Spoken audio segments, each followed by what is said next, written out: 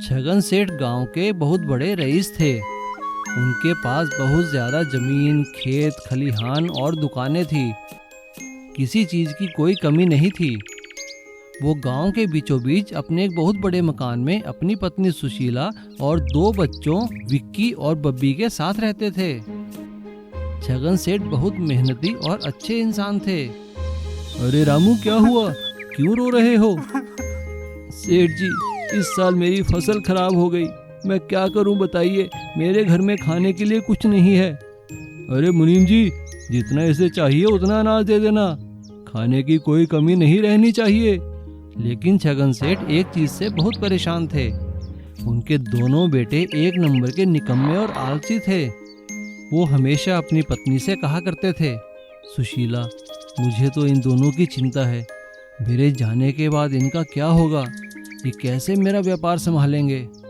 कोई बात नहीं जी, वक्त इन सबको संभाल लेगा। अरे तुम्हारी बात ठीक है, लेकिन वो वक्त आएगा कब? देखती नहीं कैसे सांड जैसे बड़े होते जा रहे हैं। इसी तरह सालों साल बीत जाते हैं। एक दिन सेठ बहुत बीमार हो जाते हैं। वो अपने दोनों बच्चों को बुलाकर कहते हैं, बेटा, मैं तुम दोनों को एक काम देना चाहता हूँ। जो उसमें अव्वल आएगा, मैं उसी को सारा व्यापार, काम और जमीन जायदाद देकर जाऊंगा। हमें क्या करना होगा पिताजी? तुम दोनों को हमारे जंगल वाली पुरानी हवेली में जाना होगा। वहाँ पर दो सुनहरी कारें हैं। तुम में से जिसकी कार सबसे चमकती हुई होगी, मैं उसी को सब कुछ दूंगा। ऐसा सुनते ही दोनों हवेली की तरफ चल पड़ते हैं। वो जंगल के रास्ते से बड़ी मुश्किल से हवेली में पहुंचते हैं तो वहाँ दो कारें खड़ी हुई थी। उनके ऊपर धूल मिट्टी जमी थी। विक्की बड़ी कार को साफ करता है। वो अंदर से सुनहरे रंग की थी। बब्बी, ये कार मेरी है, तू दूसरी कार को साफ कर। बब्बी विक्की से थोड़ा ज्यादा समझदार था। वो जैसे ही कार को साफ करता है, वो सुनहरे रंग की नहीं थी, लेकिन वो उसे चलने लायक बना देता है। और इधर विक्की की कार सुनहरे रंग की थी। साफ करने के बाद वो चमकने लगती है, लेकिन वो चल नहीं सकती थी। विक्की बब्बी से कहता है, बब्बी भाई, तेरी कार चल रही है ना? तू ऐसा कर, रस्सी से बांधकर मेरी कार को खींच ले। हम दोनों कारें लेकर घर जाते हैं। वे दोनों ऐसा ही करते हैं। वे दोनों घर के आंगन में लाकर दोनों कारें खड़ी कर देते हैं और अपने पिता को बाहर बुलाते हैं। दोनों कारों को देखकर सेठ अपनी सारी धन दौलत बब्बी को दे देता है। ये देखकर विक्की बोलता है, पिताजी, मेरी कार तो इससे ज्यादा चमक रही है, फिर भी आपने सारी दौलत बब्बी को क्यों दी? बेटा, तुम्हारी कार चमक रही है, लेकिन ये किसी काम की नहीं है। लेकिन असली सुनहरी कार तो बब्बी की है, जो चल सकती है और सोना कमा सकती है। इसलिए जीवन में हमेशा मेहनत करो और ऐसा काम करो जिससे तुम खुद की और औरों की मदद भी कर सको। दोनों बेटों को अपने पिता की बात समझ आ जाती है और वो दोनों उसी दिन से मेहनत करने लगते हैं। Long bridge. धर्मपुर गांव में नदी पर एक छोटा सा लकड़ी का पुल था, जिसे पार करके यात्री इधर से उधर आया जाया करते थे। वहाँ के लोगों का शहर जाने का वही एकमात्र साधन था। उसी गांव में यशोदा नाम की एक औरत रहा करती थी, जिसका बेटा गोपाल शहर में पढ़ाई किया करता था।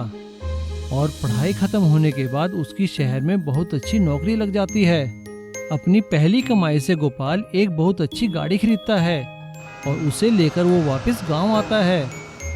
लेकिन पुल के पास आकर वो हैरान और दुखी हो जाता है, क्योंकि उसकी गाड़ी पुल के पार नहीं जा सकती थी।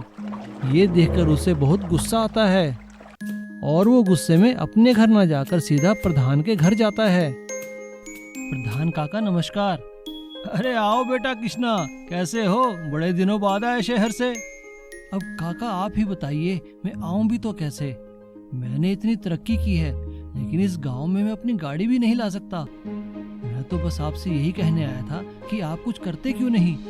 अरे बेटा, मैंने सरकार को बड़ी चिट्ठियां लिखी है, हमारे गांव के लिए एक पक्का पुल बनाया जाए, लेकिन कोई सुनवाई नहीं होती बेटा। अब तुम जवान लोग ही कुछ कर सकते हो। वो ये सब देखकर हैरान था कि गांव ने अभी तक कोई भी तरक्की नहीं की है। लेकिन प्रधान काका, अगर कोई बीमार हो जाए तब आप क्या करोगे? यहाँ तो एम्बुलेंस भी नहीं आ सकती। अरे बेटा, इसी बात का तो रोना है। कई लोगों ने तो रास्ते में ही जान दे दी है, वो भी इस पुल की वजह से। प्रधान के मुंह से ये सब सुनकर वो बहुत उदास हो जाता है। तभी वहाँ एक औरत रोती हुई आती है। हाय राम हाय, मेरे बेटे को सांप ने काट लिया, कोई बचाओ, कोई इसे अस्पताल ले जाओ, अरे कोई हमारी मदद करो।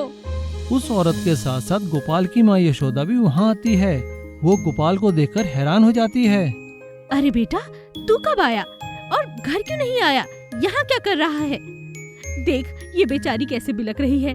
जानता है इसके बच्चे को सांप ने काट लिया, अब इसे कैसे अस्पताल पहुँचाए, कुछ समझ नहीं आता। गोपाल ये सब देखकर हक्का बक्का रह जाता है। तभी अचानक वो बच्चे को गोद में उठाकर भागने लगता है और एक लड़के को अपना फोन देकर उसका वीडियो बनाने को कहता है। वो बच्चे को गोदी में लिए भागता है और भागते भागते पुल पार करता है और उसे अपनी गाड़ी में बिठाकर अस्पताल ले जाता है।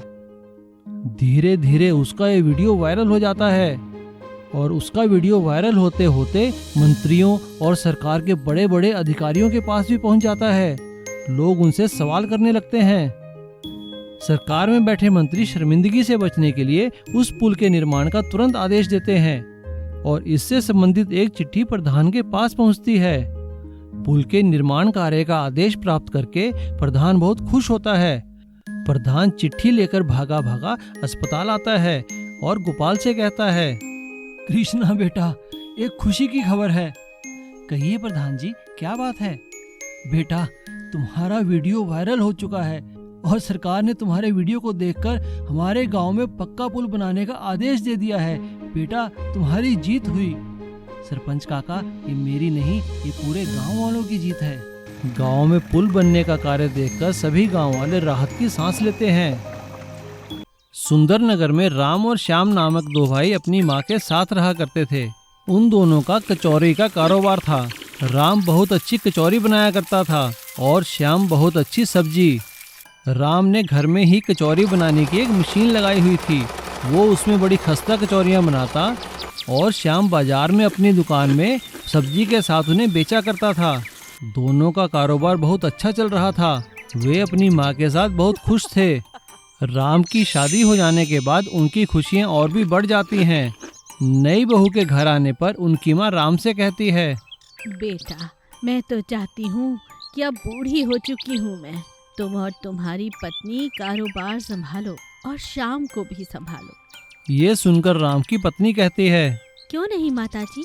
कुछ दिन तो सब कुछ ठीक चलता है, लेकिन इतना कारोबार देखकर राम की पत्नी के मन में लालच आ जाता है। वो एक दिन राम से कहती है, अजी सुनते हो, सारा दिन कचौरियाँ बनाते हो आप, और ये शाम सिर्फ दुकान पर खड़ा होकर सारा मुनाफा ले लेता है। नहीं बिमला, ऐसा नहीं है। मुझे मेरे भाई और माँ पर पूरा भरोसा है। मैं सब समझती हूँ, माताजी भी इसी का साथ देती हैं। मैं तो कहती हूँ हमें अपना कचौरियों का काम अलग शुरू कर देना चाहिए, नहीं तो इनके गुलाम बनकर ही रह जाएंगे। अपनी पत्नी के बार बार कहने पर राम के मन में भी लालच आ जाता है और वो एक दिन अपनी माँ से कहता है, माँ, बस बहुत हुआ, अब मैं खुद बाजार में कचौरी बेचा करूँगा। अरे अरे बेटा, ये तू कैसी बातें कर रहा है? माँ, मैं कुछ नहीं सुनना चाहता। मैं आज से श्याम को कचौरी नहीं दूंगा। अगर उसे बेचनी है तो खुद कचौरियाँ बनाकर बेचे। अपने भाई और माँ की बात सुनकर श्याम कहता है, भैया, अगर तुम ऐसा चाहते हो तो कोई बात नहीं, आप खुद कचौरियाँ बेचो। ये लीजिए दुकान की चाबी। माँ, चलो हम कुछ और काम देख लेंगे। चलो श्याम, हमें ही यहाँ से जाना चाहिए, चलो चलते हैं। ऐसा कहकर श्याम और उसकी माँ उनके दूसरे घर में रहने लगते हैं और राम और उसकी पत्नी दुकान में कचौरियाँ बेचने लगते हैं। और इधर माँ श्याम से कहती है, बेटा, ये मैंने कुछ पैसे जमा किए थे, बाजार से जाकर एक ठेला खरीद के ले आ, और हाँ, कुछ कचौरियों को बनाने का सामान भी ले आ। हम एक बार फिर से शुरुआत करते। जी माताजी। श्याम ऐसा ही करता है। उसकी माँ कचौरियाँ बनाती है और श्याम सब्जी, और वो दोनों बाजार में कचौरियाँ बेचने लगते हैं। राम कचौरी बनाना तो जानता था, लेकिन वो ये भूल गया कि उसको सब्जी बनानी नहीं आती। घटिया सब्जी के साथ कचौरी बेचने के कारण उनके दुकान की बिक्री कम हो गई और इधर श्याम और उसकी माँ के हाथ की बनाई कचौरी और सब्जी धड़ाधड़ बिकने लगी। अब सभी लोग राम की दुकान से नहीं, श्याम की दुकान से कचौरियाँ खाने लगे। ये देखकर राम को अपनी गलती का एहसास हुआ। राम अपनी पत्नी को लेकर अपनी माँ के पास जाता है और उससे माफ़ी मांगता है। माँ, मुझे माफ़ कर दो। भाई श्याम, घर वापस चलो। माताजी, मुझे माफ कर दीजिए। राम की माँ उसे माफ़ कर देती है। श्याम और माँ दोनों वापस घर आ जाते हैं और फिर से पहले की तरह काम करने लगते हैं और वो सभी फिर से खुशहाली से रहने लगते हैं।